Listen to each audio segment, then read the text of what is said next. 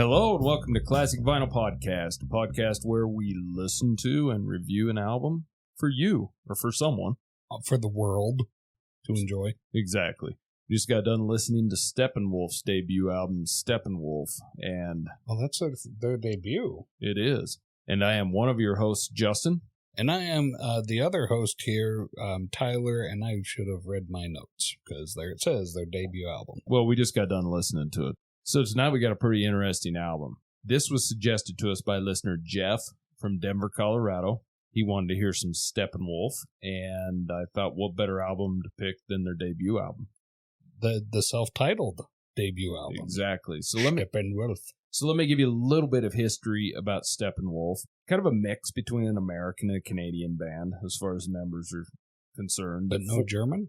One of the members, John Kay, is actually of German descent, but he's actually American. But this band was formed in 1967. It consists of John Kay, who I just spoke about, who is lead vocals and guitars, Goldie McJohn, organ and piano, Jerry Edmonton is drums. All those guys right there were of the former Canadian band, the Sparrows. Once they got to L.A., they put some ads in some local music shops looking for other members, and that's when they picked up Michael Monarch on guitars and Rushton Morive on bass guitar. So they were able to recruit them into the band, and they named themselves Steppenwolf. Now, Steppenwolf has sold over 25 million albums worldwide. They are a perfect example of one of these bands. I would say, with the exception of their two songs, Born to be Wild and Magic Carpet Ride, they've kind of been lost to time a little bit. Now, those songs are featured heavily in a lot of movies, a lot of music. They've both been covered multiple times, and I think most people, even if they don't know who Steppenwolf is, has probably heard both of those songs. Yeah, and John Kay's got a very recognizable wailing voice of Born to be Wild. Yeah, he does. It's really interesting. You've heard his voice. But as a band, Steppenwolf, the name actually comes from a Hermann Hesse's novel of the same name, Steppenwolf.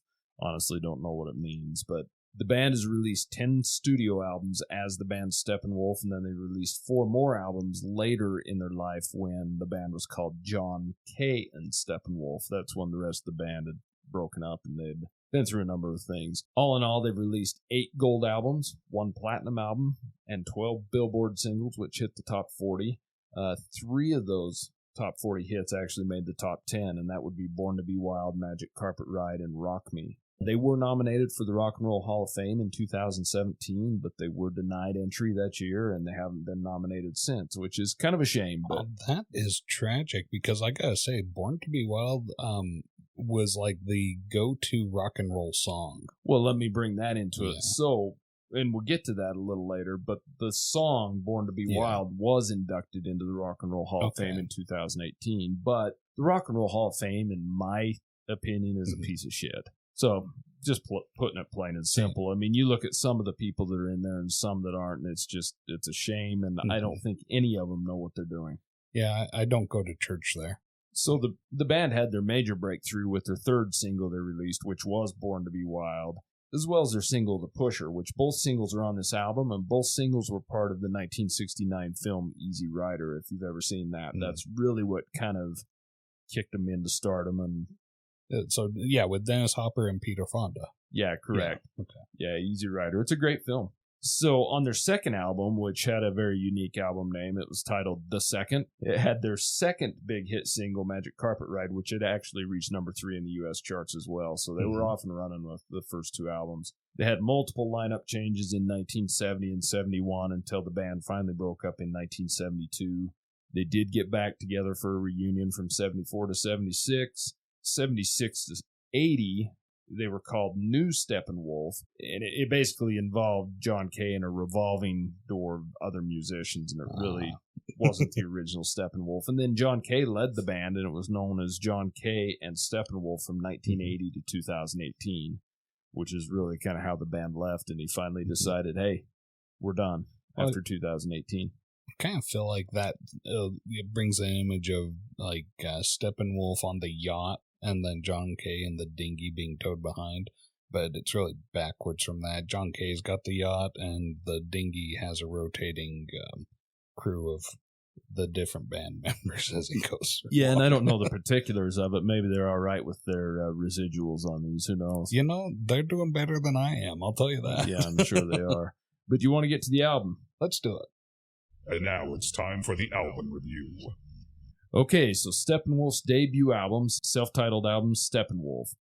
It was released on January 29th of 1968 by ABC Dunhill Records. So the album was recorded at American Recorders in Studio City, California, produced by Gabriel Meckler, which he actually co-wrote a song on this as well. It did reach number 6 on the Billboard top charts in the U.S. The song Born to Be Wild, which we talked about earlier, reached number 2, which was really the song that propelled the band. You know, the song being out, the song being on Easy Rider, I mean, that really pushed the band into notoriety. And it's really funny. It surprises me that song didn't reach number 1. As much radio play as that song still gets to this day. And it's huge as far as movies and TV is concerned. Everybody's heard that song, whether in TV commercials, television shows, movies. It's everywhere.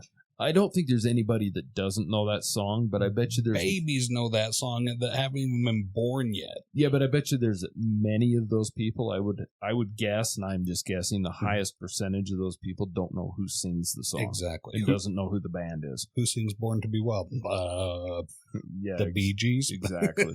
Okay, so we'll go through the band one more time. The band consists of John Kay on vocals and guitars, Michael Monarch on guitars, Goldie McJohn on organ and piano, Rushton Morive on bass guitar, and Jerry Edmonton on drums. And this was a very successful debut album for any band, and and certainly for Steppenwolf. And it featured both the songs Born to Be Wild and The Pusher in the film Easy Rider, like we spoke, and that's really what pushed this whole thing to the front. Not to mention they were just simply good songs. And it makes you wonder how many bands, because these guys became popular because the way those songs were featured in a film, or certain songs were featured in television or things like that. It makes you wonder how many good bands are out there that just really didn't get noticed because they didn't have that push. Well, and there was also some other bands that were really big at the time that were featured heavily in a movie, and then they dropped off. Yeah. And they're forgotten to history. And I really liked the song The Pusher, and it was also in the film, but it's certainly, I don't think most people would recognize that song. I mean, it's not even... No. Listening to it, I recognize it, that I've heard it, but I have never actively listened to it like I did tonight. Well, and I prefer that song to Born to Be Wild, but we'll get into some of that as we go through. So this is the only album the band released in both mono and stereo, which you go into 67, 68, right around that time, and they become quite a thing, mono switching over to stereo, and a lot of bands were releasing them in both, but it soon became stereo only soon after that. And the cover's kind of an interesting cover. It's basically just a psychedelic picture of the band. It's somewhat psychedelic. It's got some kind of plants or foliage in the background, and I guess on the original release, it was actually a silver backing, but the later releases were kind of an off-white backing.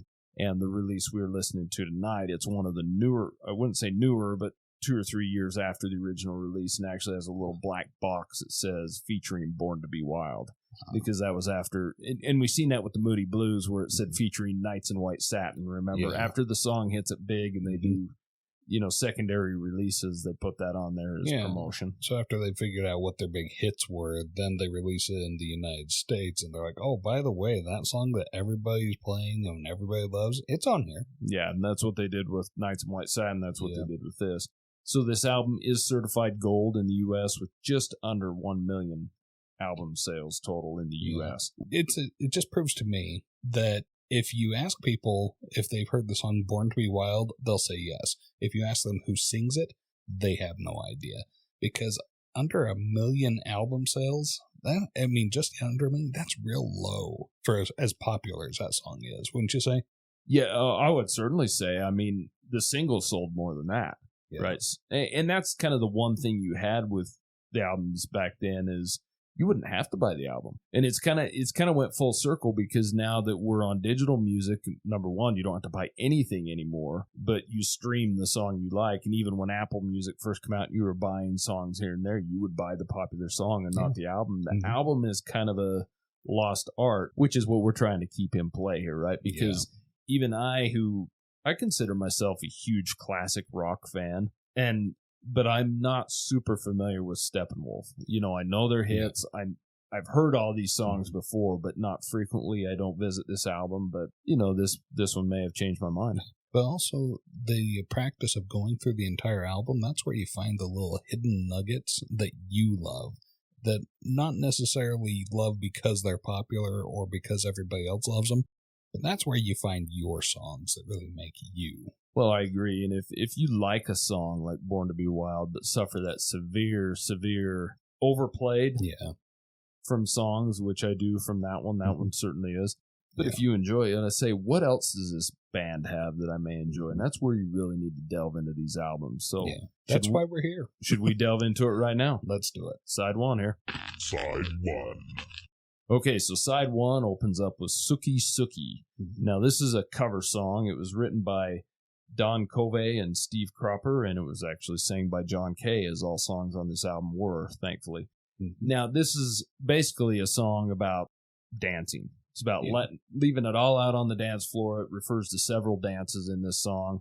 I never knew that until I researched this a little bit. I don't really care about that because to me it's just kind of a groovy song. Now, this was the B-side of Magic Carpet Ride later on. It actually was the B-side to another song that we'll get to a little later, but they did release Magic Carpet Ride off their second album, and this was the B-side to it, and that single did reach number 3. The B-side, Sookie Sookie, reached number 93 in the U.S. Actually, number 91, I should say. So, I mean, within the top 100, that's not bad. It's not bad. So what are your thoughts on this song? First of all, I've got a question that I don't know that there's an answer to. What is a Sookie?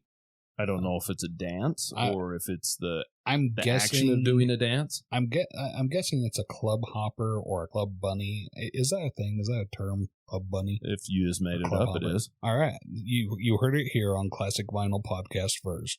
I coined the phrase club bunny. That's what I assume a Sookie Sookie is. Okay, so someone traveling from club to club. Yeah, a girl that loves to go to the club and dance. Well, wait a minute. Does it have to be a girl? I think it does. Okay, because I don't think that John Kay is going to look at another guy and say, "Let it hang out, baby." Well, the world is different nowadays. It is. I mean, he might very well have, but yeah, leaving it all on the dance floor, because there's nothing more important in life than what happens at the club. So, what are your thoughts on the song? Pretty good song, very jazzy, good guitar, very well put together, catchy tune, but it wasn't. It wasn't a favorite. Just good album filler for me, really. What were your thoughts?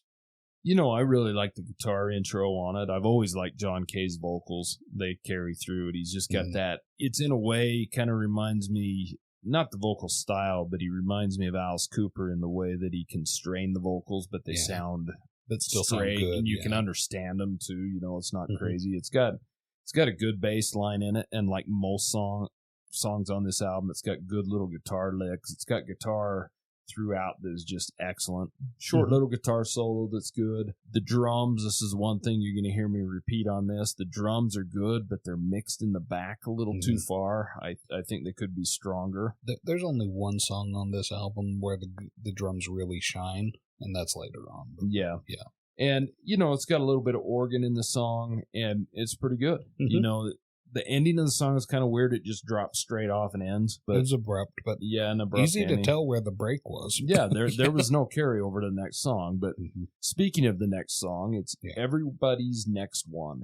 Now, this was written by John Kay and Gabriel Meckler, the producer, which I told you, and it's sang by John Kay again. This has got, if you recognize the Doors song, You Make Me Real from Morrison Hotel, it's got the prominent riff on this song, the Doors so-called quote-unquote borrowed for their song You Make Me Real. So if you know that song, it is a direct lift without a doubt. What are your thoughts on this song? I really like the electric guitar, and I love that riff, by the way. This is a really nice song about a girl who's doing all the right things with the wrong guy. And she's, just a good girl that keeps getting screwed over. She just wants love. But I guess she's just, a 6 or a 7. She's not that 10 that the guys are looking for, and so she gets panned over. But hey, she's not bad for spending some time with, and she's says all the right things, does all the right things, but she's just not the kind you're going to take home to mom, I guess. Yeah. That's what I gather from it. Yeah, what were your thoughts on this song? It's got a kind of an interesting piano organ intro that I don't really love. That's the only part of the song I didn't really like, because then it kicks in the guitar and I really like it. Yeah. The drums, once again, are a little trebly and mixed to the back. It's got a decent bass line. And to me, the vocal and the sound all around on this was very 60s sounding, kind of poppy band 60s sounding. It's got good little guitar licks, and it's got a good little simple guitar solo in the middle that kicks over to a crunchy guitar. I like the song. I think besides the solo, and I think if the drums could have been, or not the solo, my apologies, besides the intro, which I thought was a little strange for the song, might have been better with just a straight guitar intro. That and the drums being mixed a little far in the back, because you can tell there's some good drumming capabilities there, and you just can't hear them real well, right? Yeah, exactly. This song, I think, is one of those songs that is going to speak to somebody out there. So like I was saying before, you got to listen to the whole album to find that song that really resonates within you. This is a song that's going to resonate within somebody, I think. Yeah, and I did like the little guitar licks in it especially, but it kind of carries on that theme through the album of Steppenwolf's sound. Yeah. That moves us on to song 3, which is a song written and sang by John Kay. It's basically written as a tribute to Chuck Berry, which is says it all in the title, Berry Rides Again. And they reference 12 different Chuck Berry songs in the lyrics. So, yes, they do. I mean, it straight out a Chuck Berry song, how much they're like, and it sounds like a Chuck Berry song. It's old style really rock and roll. The piano, everything stands out. The piano to me sounds just like Jerry Lee Lewis. The guitar sounds just like Chuck Berry. What are your thoughts on this song? This was an excellent Chuck Berry tribute song. This is a straight up rock and roll. This is exactly what Chuck Berry was all about. And you know what? This was one of my favorite songs on the album. This one really had me tap my feet along. And what were your thoughts about this one? It was okay. I definitely didn't like it as much as you. It was a good little rocking song, and there's nothing wrong with it. It sounds just like Chuck Berry and Jerry Lee Lewis had a baby. Exactly. To me, the biggest thing for it is it seems more like we're paying tribute to him, but this doesn't sound like anything else on the album. This is not a Steppenwolf song. That's a good point, because there's another song on this that's on side 2 that sticks out like a sore thumb. But this one, I really just, standing alone for itself, I really enjoyed it. No, it's a good little song. It's got a decent guitar in it. You're right. It does not fit on the album with the rest of it, because the rest of it kind of has an underlying theme or sound, or there's some thread that ties it together. Yeah, and this could have come straight off yeah, a 50s rock and roll album. And like I said, to me, this is Chuck Berry and Jerry Lee Lewis having a baby, and it's a straight tribute to them, and I think it plays out to exactly what it's meant to play out to be. The vocals, to me, are the strongest thing in it, but it's a good little rocking song. It just does not fit, and that's my biggest thing. So that moves us on to song 4, which is another cover on the album, a very famous cover, Hoochie Coochie Man, which was originally written by Willie Dixon. Willie Dixon done it, Muddy Waters done it, and this one again is sang by John Kay. What are your thoughts on this one? Oh, this is the epitome of a blues rock song. This has that classic blues rhythm. Do-do-do-do-do. This song, now lyric-wise, it's blaming being a womanizer on what his mom was told by a gypsy woman. So, it's a little bit of a scapegoat there. But even so, I really had fun with it, and there's a little bit of Wolfman Jack in there. I got a kick out of that. Yeah, John Kay does do that with his vocals, and I wrote the exact same thing. Yeah, so what was your thoughts about this one? I don't mean to sound like a hypocrite, but you've got the previous song that sounds 50s song. This is blues, but this is done in the style of Steppenwolf. Yes, it is. You can tell it's a blues song. It's got an amazing blues intro, but the guitar is done Steppenwolf style, and Kay's vocals fit the blues very well, is what I wrote down. And the blues fits this album, because that's kind of what the whole underlying theme is that everything's not really great, but we're doing the best we can, and that's one of the things that this song which is what we see from a lot of the late Yeah. 60s albums, you know, basically criticizing society and the war, man. Yeah, and America's decisions in general, you know, whether it be the war, whether it be government cheese. Yeah, something. Yeah. But this is a good little blues cover. It's got an amazing guitar solo in it, and I love the guitar at the ending. To me, this sounds like blues, but it's done in their style, and I kind of wish they would have done Barry Rides Again a little more in that style with a little bit heavier guitar and mixed it up a little bit. But yeah, I really like this song. I thought it fit in well, and I've heard multiple covers, and this is probably my favorite version of this song. That moves us on to obviously the most famous song on the album. Probably the most famous song in all rock and roll. Well, definitely one of them. Born to be Wild. So this was written by a Canadian, Dennis Edmonton. That's his original name. His stage name was Mars Bonfire, funny enough. I don't know if he's famous enough to have a stage name, but I guess he wrote a pretty famous song. Yeah. The fact his name's Edmonton, Dennis Edmonton, and he's from Canada, that sounds like a stage name.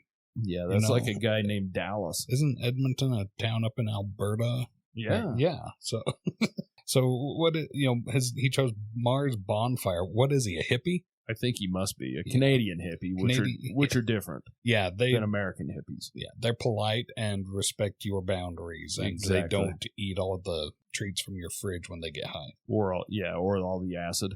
Yeah, that too. So this was originally written by him as a ballad. Now this once again is sang by John Kay. This is the most prominent song featured in the 1969 film Easy Rider, which really hit him big. Once again, I'm telling you again. A lot of people explain this as one of the earliest heavy metal songs, and could be. Yes, could or could not be. I mean, that's kind of more opinion based. Now, this single reached number 2 in the U.S., number 1 in Canada, and number 30 in the U.K., which is kind of strange. We've talked about that before, how it hits different everywhere. The UK, they don't really go on long drives like we do in this vast country that we live on. That must be it. So, and this is your quintessential driving song. Oh, yeah. Every road trip has this song. Every rock and roll driving album that's ever come out has this song on it. Now, I don't rank Rolling Stone high in regard, but we put these little tidbits on here. Rolling Stone ranks this the number 129th song out of the top 500, and I find that to be quite low. Quite low. For a rock and roll song. Yeah, this one, it's definitely, I'd say, in the top 50. Yeah, but I definitely categorize Rolling Stone right there with the Rock and Roll Hall of Fame as being a bunch of dumbasses. Yeah, and I think this is a prime example that goes to, for the jury, this is Exhibit A. So, like I told you earlier, this song itself, although the band wasn't, this song itself was inducted into the Rock and Roll Hall of Fame in 2018. The single is certified as gold in both here in the U.S. and the U.K., It's been covered by so many bands. I mean, a few of them are The Cult, In Excess, Bruce Springsteen, Blue Oyster Cult, on and on and on. A ton of bands. Any number of those bands could be named if you ask the question of somebody who sings Born to be Wild. They could probably name one of those bands in part of their guessing. They're not going to guess Steppenwolf. Most people won't. No. Well, true rock fans will. But yeah. So what are your thoughts on this song? Oh, this song, this is, if it has wheels and is moving, except maybe a locomotive, this is the epitome of the driving song, whether it's a motorcycle, a hot rod, just out for a Sunday cruise even. This is the song of, it starts off, get your motor running and head out on the highway. This song just captures all of that. And yeah, it written as a ballad should be.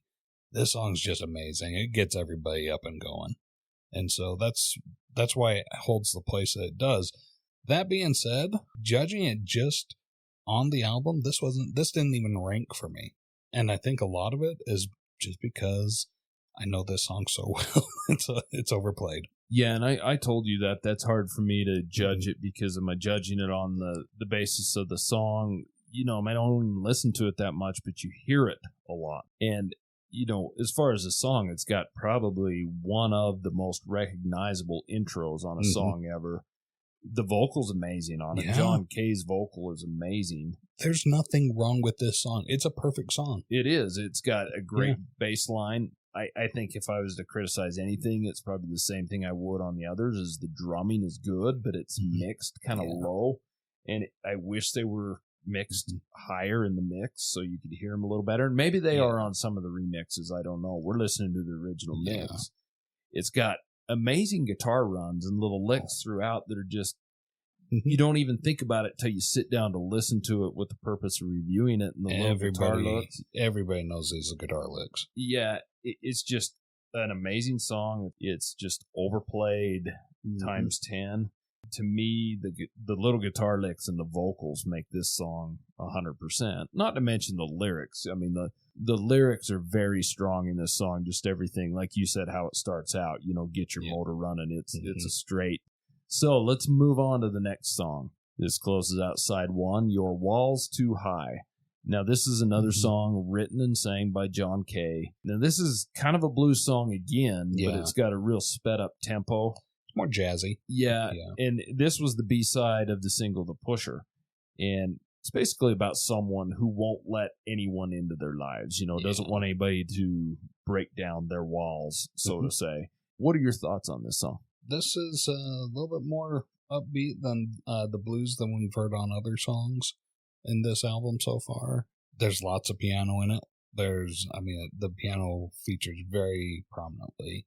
I like the message of the song, that you have to risk getting hurt and let people in so that they can love you, but the risk is that, I was going to say they might, but actually they will hurt you too. And that just comes with any relationship, that with the joy comes the pain.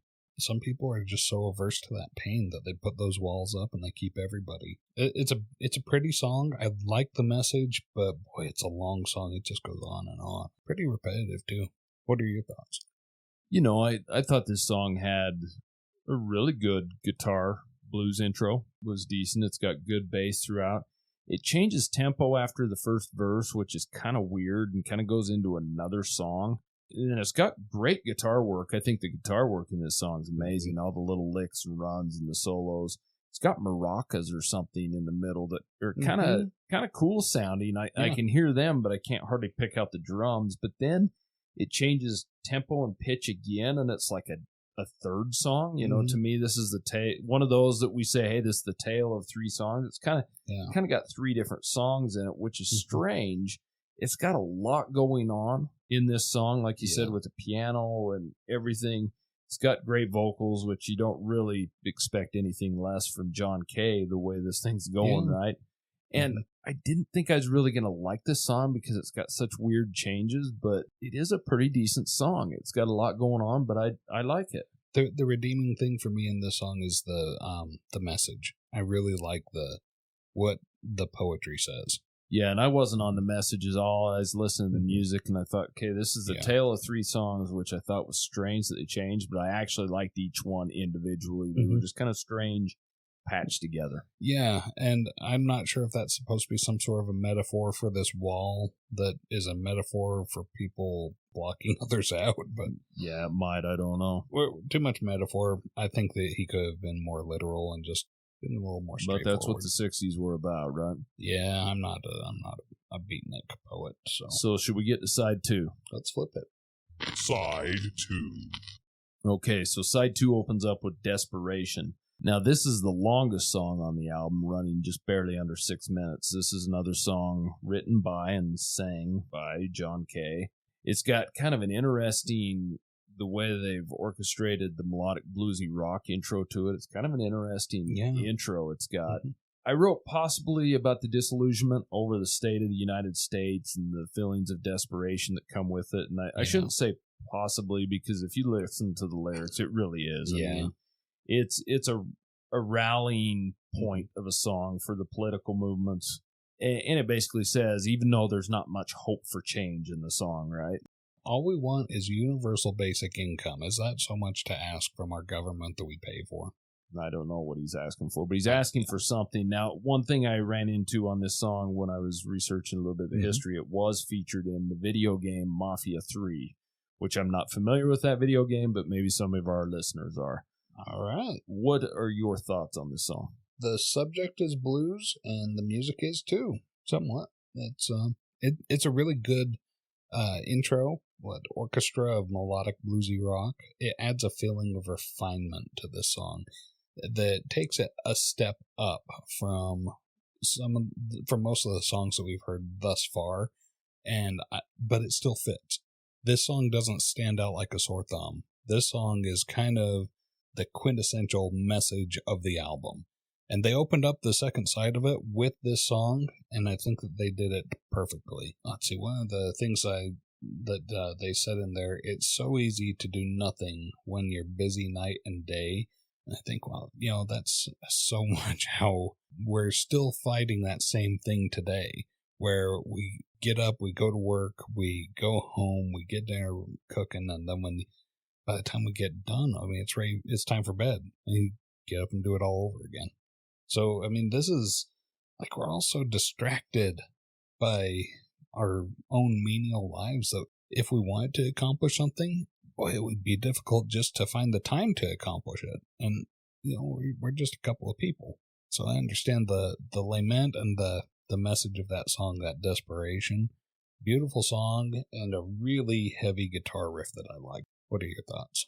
Well, this song is somewhat of a ballad, but I think you hit it on the head. It's a heavy song, too. That's what's so weird about this. It's got a weird intro with the organ and guitar, but it works together so beautifully, and it sounds perfect. I didn't know this song very well at all. I know I've heard it before, but I don't recall it, and I fell in love with this song after hearing it.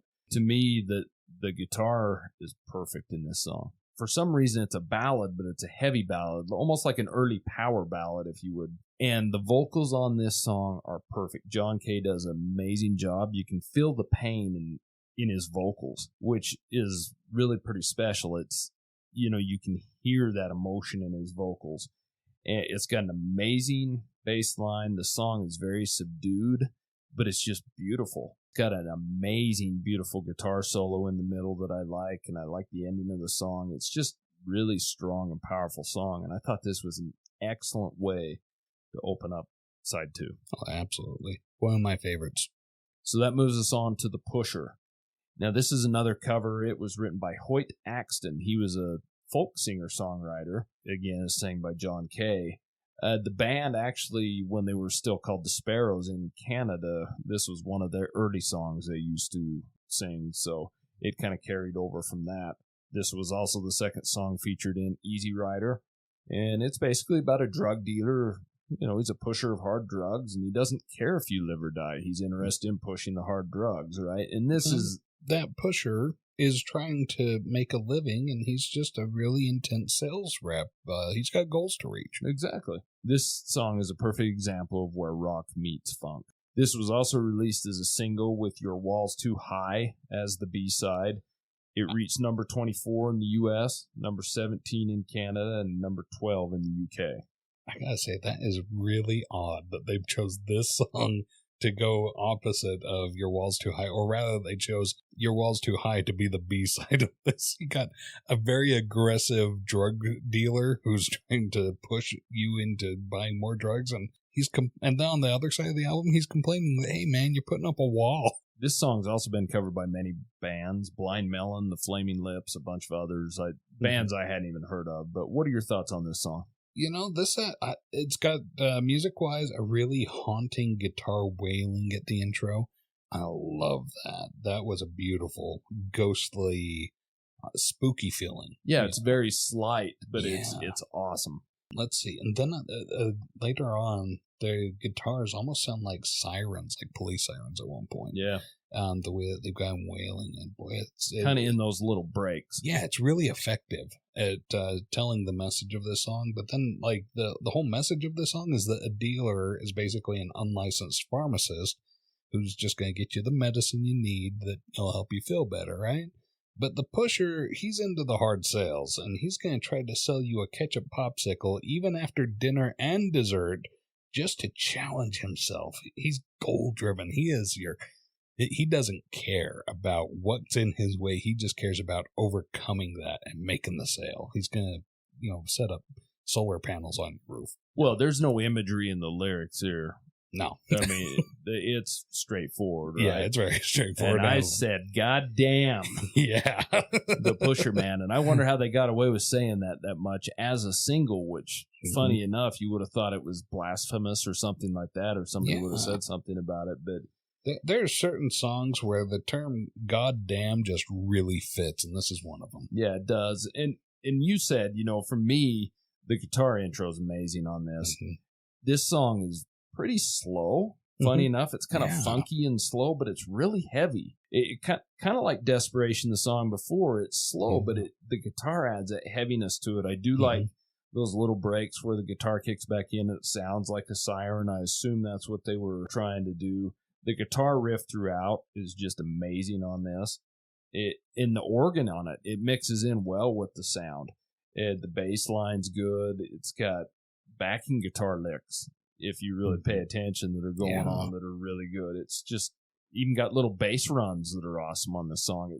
It's funny that it can be so repetitive. If you sit down and listen to it, you think this is a repetitive song, but it's so slow and heavy, but it's got a lot of little things going on in it. And I really enjoy this song. Cornucopia of sound. I love this song. Yeah, it's a good song. Yeah. So that moves us on to the next song, A Girl I Knew. And we're going to cut the thread that ties all of them together. Are you reading my notes? I guess so. So this was written and sang by John Kay and Morgan Cabot. Or should I say it was written by John Kay and Morgan Cabot and sang by John Kay. You almost wouldn't know it, because this is the one song where his voice is not John Kay-ish, if there is a word for that. Yeah, this is, he doesn't sound like himself, and this song doesn't sound like Steppenwolf that we know. No, this was the first single they released off the album, which was a poor choice in my opinion, and apparently everybody else thought so too, because it did not chart. I wonder if they were trying to piggyback on the Beatles' success, because this song sounds a lot like Beatles to me. I wouldn't say so much the Beatles, it's just kind of the standard 60s that happy-go-lucky song type of thing. This song features a harpsichord, which is kind of cool. It is the shortest song on the album at about 2.5 minutes long. What are your thoughts on it? First of all, is this a minuet? Because it really sounds like one with that harpsichord. It kind of does. Sounds like an Edwardian, ballroom where people are dancing, but they're not allowed to hold hands. But even so, it's a sweet little song about reminiscing. Like I said, I think this had the feel of the early Beatles, where this would fit more in with I Want to Hold Your Hand and things like that, but it stands out like a sore thumb on this album. It doesn't belong, and John Kay doesn't sound like John Kay. That harpsichord threw me for a loop, whereas I've liked the added harpsichord in other albums that we've done, where it features not necessarily prominently, but it features as well. This song, like I said, it just kind of took you out of the 20th century. It was weird. Beyond that, do you have other thoughts? Yeah, it had, from the very intro beginning with the harpsichord and stuff, I'm like, this is weird. The first thing I wrote is out of place. This song didn't remind me of the Beatles. It actually reminded me a little bit of Albert Lee in Love. Oh. It kind of had a weird... I don't know. The funny thing is the drums were probably the most prominent in this song. I could actually hear the drumming good in it. It had a decent guitar solo in it, but the vocal was way off. It didn't sound like John Kay. It doesn't sound like Steppenwolf. It doesn't sound like the song even has anything to do with the rest of this album at all. Exactly. And I'm not saying anything's wrong with the song, because it was a good little song. It's not a bad song. It's not a song I'd skip and say this is the shittiest song in the world.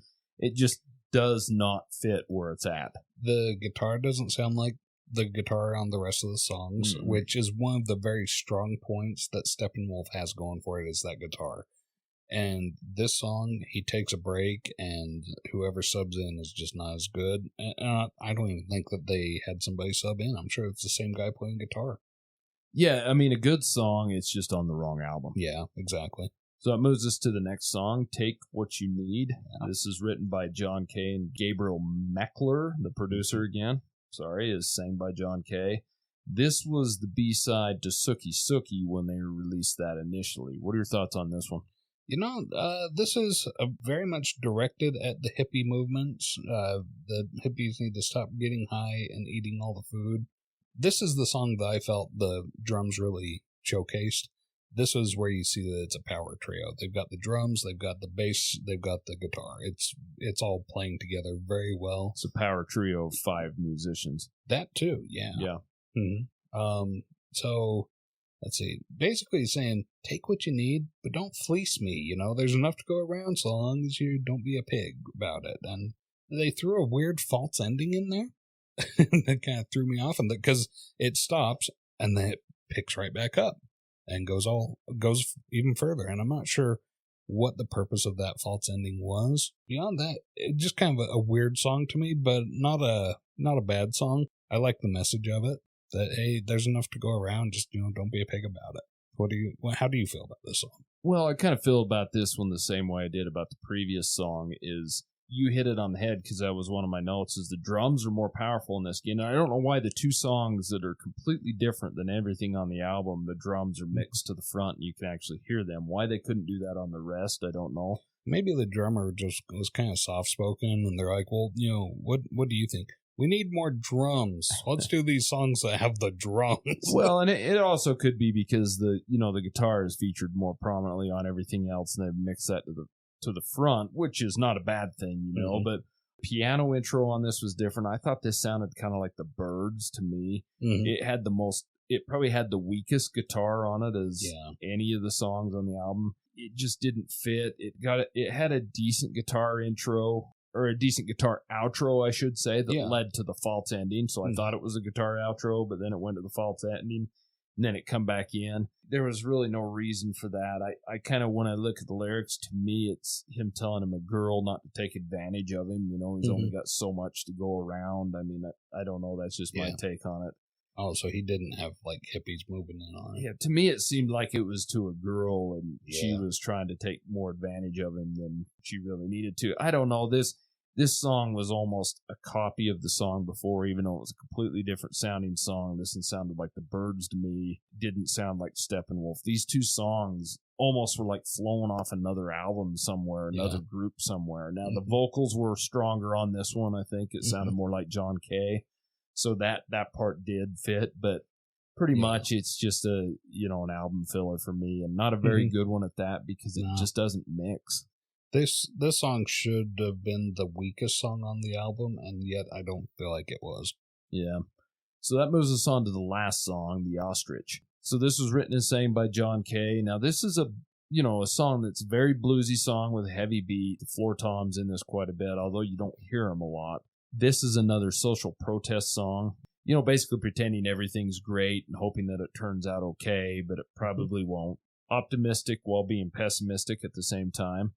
This was the B-side to the single A Girl I Knew, which I thought was strange this was a B-side. What are your thoughts on this song? Why would you pair those 2 songs together?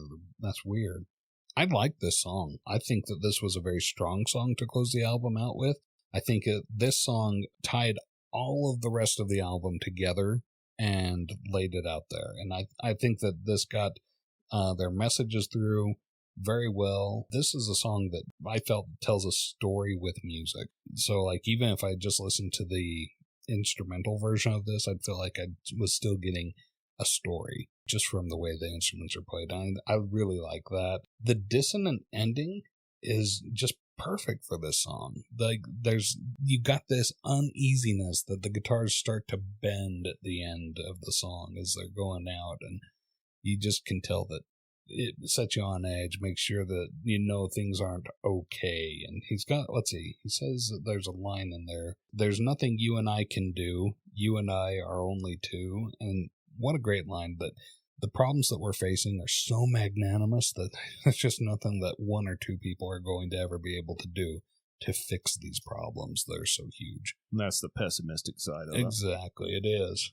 So, on the optimistic side, he's like, okay, well, let's be like ostriches, and we'll just bury our heads in the sand and pretend that everything's great.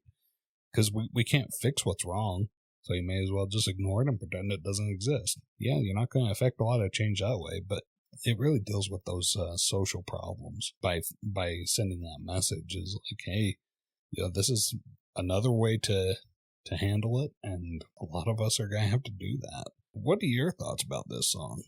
Well, I thought this, like you said, I thought this was a good way to end the album. It's got interesting intro with a little bit of a funky guitar and a good bass line. Yeah. It's got those good guitar licks in it, again, like all the earlier songs, except for the previous two to this, and so it kind of returns to that. Halfway through the song, it's got an amazing dueling guitar solo that I really like.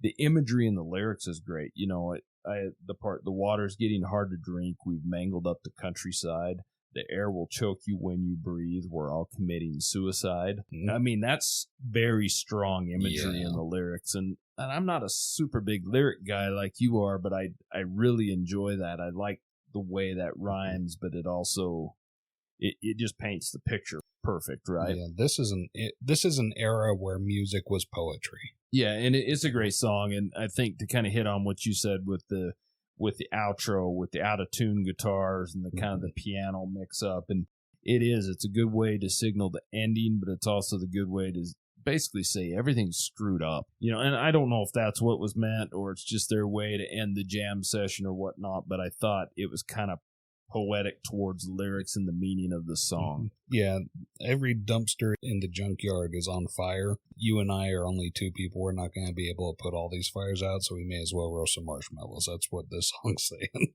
Okay, so do you want to get winners and losers? Yeah, let's do that.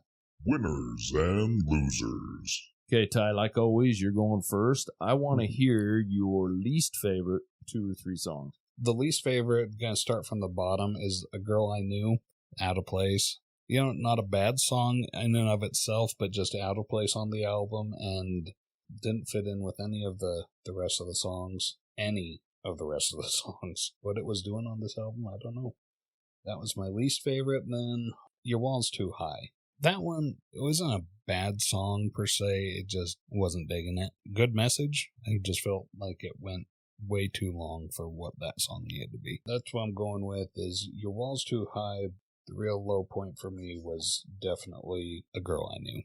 And what are your least favorites? Very least favorite, I'm right on par with you, Girl I Knew.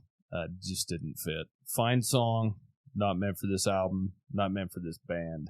My second least favorite was Take What You Need, the song right after it. I thought those two in a row really were weak. I'm going to list a third least favorite, and all 3 of these songs, to me, are fine songs. They just don't belong here. And I know this is going to be one of your favorites, is Barry Rides Again. I did not enjoy that song from Steppenwolf. I thought it was out of place on this. And I think those 3 songs are just simply out of place on this album. You've got 11 songs. Those 3 songs could have been left out, and this album would have been just as strong, in my opinion. I think you're absolutely right. So what are your favorite songs on this album? Well, what are your winners? You know, this album, if we were to drop those 3 songs that were your least favorites, I think that I would have increased my rating on this album, now that you mention it. If they would have just gone with 8 songs and dropped those 3, I would have bumped my rating. Well, now, you said you liked Barry's Rides Again, though. I did, and that's one of my favorites. I'm willing to sacrifice it, though. Oh, okay. So what are your favorite songs on this album? Barry Rides Again. I just thought that was a perfect tribute to Chuck Berry. It's a good song. There's no doubt about it. Now, you are absolutely right. Does not fit with the rest of the album. It's pure rock and roll, but it's pure 50s rock and roll, now that you mention it. So maybe I just liked it because I really like Chuck Berry. And Desperation was my other favorite. My top favorite, though, was The Ostrich.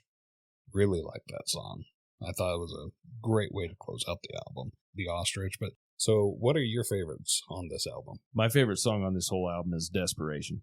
I love that song. I honestly didn't really know that song before listening to this album tonight. I've heard it before, but I don't recall it. I liked everything about that song. I liked how it was a heavy ballad, and it featured everything, and it was done really well. My second favorite song is The Pusher. I've always loved that song. You know, it's one I've listened to for years, and every time I listen to it, I like it. My third favorite song, I'm going with the cover, was Hoochie Coochie Man. They did an absolutely amazing job at taking a blues song and making it kind of a heavy blues song that fit Steppenwolf and fit John Kay's vocals, and I think that was just done amazingly. You know, and I love weird songs, but everybody knows I love weird songs, or unless this is your first time listening, in which case I My name's Ty, and I like weird songs. And that one should have been one of my favorites, but I'm trying to break my mold. And when you say weird songs, you're generally talking as far as the lyrics go. Yeah, lyrics go. Hoochie Coochie Man. Yeah. Yeah, I thought they did an absolutely amazing job on that. And it being a blues cover, you wouldn't think it would fit with what they're doing. But this album is probably the best way to explain it is heavy guitar-led blues, with some really good guitar riffs, and the voice from John Kay makes this album. For sure. It makes the album. So, do you want to get to our album rating? I think so. Album rating. Okay, Tyler. So, if this is your first time listening, the way that our rating scale goes is 0 to 10. If it's a 0, we burn the album. Never listen to it again. It's junk. 5, right in the middle. 10, I go out and buy the album. If it's a 10, it's that good, I'm buying it. And we haven't burned any albums yet. And we probably won't, because I don't see us reviewing many albums. I'm that way. If I know I don't like it, we're not listening. We're not going to review it, damn it. We're not listening to garbage. We have listened to a couple of, south of the border ones, or they're just subpar, but nothing that was worth burning. That we've got some albums that are worth keeping. So where I stand on this one, like I said, if they had dropped those 3 songs, and I would sacrifice my Chuck Berry song as part of that, made it an 8-song album, I would have given this an 8. Where it's at, 6. I think those 3 songs drag it down that far. And one of those is one of my favorite songs. But this is a great album that I think that if you don't know anything other than Born to Be Wild or The Pusher, listen to this album. You might just find a song that you resonate with, that you really like, that's from Steppenwolf that you had no idea. Well, I did. I certainly found Desperation. Absolutely, and Desperation's a great one. Where do you rate this album? Even though those 3 songs I think could have been left out, like I stated before, they're decent songs. They just don't fit the album very well. I give the album a 7.5. I think it's a very strong album. I'm not holding those songs against the album. They're not making the album any stronger. And they're not skippers for me. I'll listen to them. They just kind of pop out as not very good. 7.5 on this one. Strong 7.5. I think you're in the ballpark. I'm probably being harsher than I should be. So if you disagree with us, you agree with us, you think we're idiots, whatever you think, you have any album review suggestions, any suggestions for us at all, send them to classicvinylpodcast@gmail.com. You can certainly reach out to us on Instagram or Twitter if you'd like. Keep in mind, give us some ratings, reviews, share us with your friends. It all helps us out, and any feedback you can give us, we appreciate. But until next time, it's been Justin and Ty, and we say goodbye. See ya. Thank you so much for listening to Classic Vinyl Podcast. And don't forget to subscribe on Spotify or Apple Podcasts or wherever you listen to your podcasts. Follow us on Instagram at Classic Vinyl Podcast for updates, and also share us with your music-loving friends.